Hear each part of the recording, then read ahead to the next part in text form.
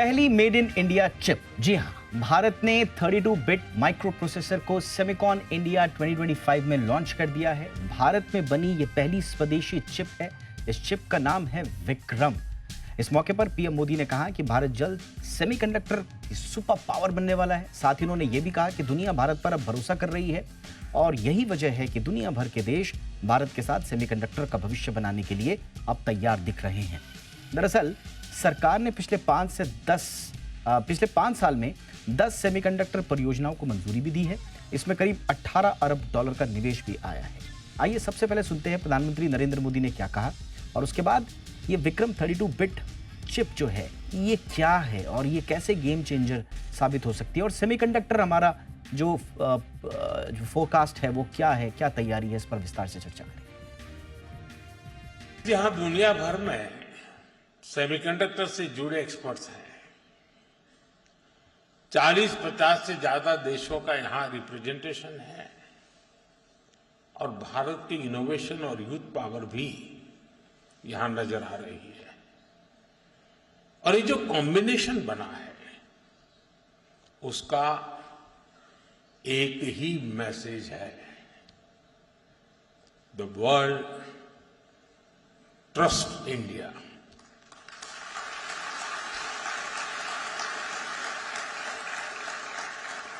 The world believes in India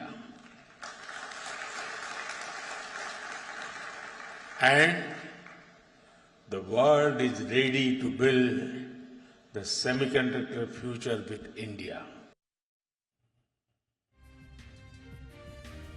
हमारे साथ जुड़ चुके खास मेहमान अशोक मेहता जी, फाउंडर हैं सूची सेमिकॉन के। बहुत बहुत स्वागत है मेहता सर आपका। Good evening.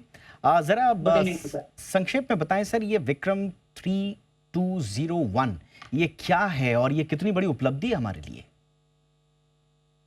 देखिए, इंडिया अभी जैसा कि अभी हम सब सुन रहे थे, मोदी साहब ने कहा कि मेक इन इंडिया चिप्स और पूरा वर्ल्ड अभी इंडिया की चिप्स और हर डिवाइसेस में इंडिया की चिप्स लगे, ऐसा सपना मोदी साहब का है। और अभी इंडिया में जो 3 दिन के लिए सेमिकॉन इंडिया 2025 लगा है, उसमें काफी global semiconductor equipment suppliers, buyers और इंडिया की जो सेमीकंडक्टर चिप्स बनाने वाली कंपनीज है, सभी अपना अपना यहाँ पर शोज कर रही है और आने वाला जो समय है वो भारत का है। Absolutely sir. Sir, but semiconductor का जो पूरा इकोसिस्टम है, अभी हम काफ़ी कुछ ग्लोबल वैल्यू चेन में अपना कंट्रीब्यूशन दे रहे हैं, लेकिन ये कंट्रीब्यूशन अभी थोड़ा कम कहा जा रहा है। तो इसे बढ़ाने के लिए कौन कौन से चैलेंजेस हैं सर हमारे पास और उन चैलेंजेस से पार पाने के लिए हम कितने रेडी हैं?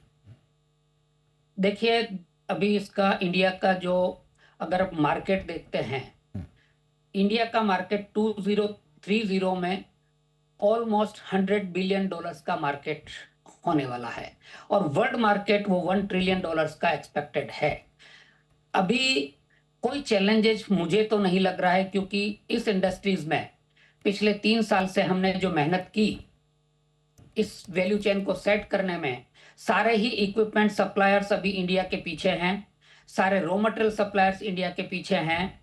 सारी चिप्स आज 20% चिप्स का डिजाइनिंग इंडिया में हो रहा है और आने वाला जो समय है, चिप्स की डिजाइन इंडिया में होगी, फैब इंडिया में बनेगी और पैकेजिंग इंडिया में बनेगी और अल्टीमेटली यूज इंडिया में होगी।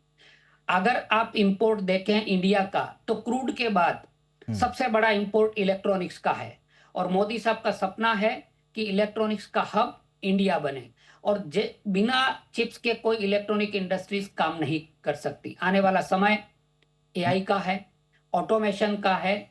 और आपको एक बात बहुत बता देना चाहता हूं कि आज की डेट में everyone use 600 chips a day. 600 chips a day. जब हम सुबह की शुरुआत करते हैं और शाम को सोते हैं, तब तक हम 600 चिप्स को टच करते हैं, चाहे वो आपकी ईवी कार हो, नॉर्मल कार हो, आपका इवन फैन हो, आपका रेफ्रिजरेटर हो, कुछ भी बिना चिप के नहीं चलता है। बट सर तो भारत में इसका इकोसिस्टम बढ़ाने के लिए एक तो ये भी कहा जाता है सर कि बड़ा मैसिव कैपिटल इन्वेस्टमेंट चाहिए होगा।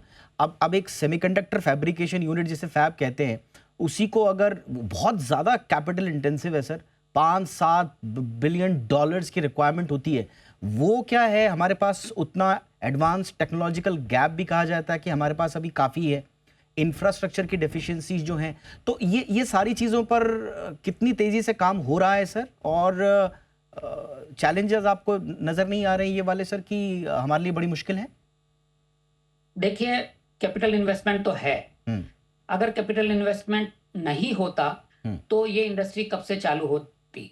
लेकिन जो हमारी सरकार ने हमको कैपिटल सब्सिडीज का जो प्रोविजन किया, आज वर्ल्ड में अगर कोई भी सेमीकंडक्टर इंडस्ट्रीज लगी है बिना गवर्नमेंट इंसेंटिव के, किसी कंट्री में नहीं लगी है, चाहे वो चाइना हो, ताइवान हो, जापान हो या यूएस हो, सभी जगह पर गवर्नमेंट सपोर्ट। और आज की डेट में जो सरकार हमारी है वो इतनी सपोर्टिव है हर तरह से कि जो भी आना चाहता है जेन्युइनली उसको सबको सपोर्ट मिल रहा है। ओके।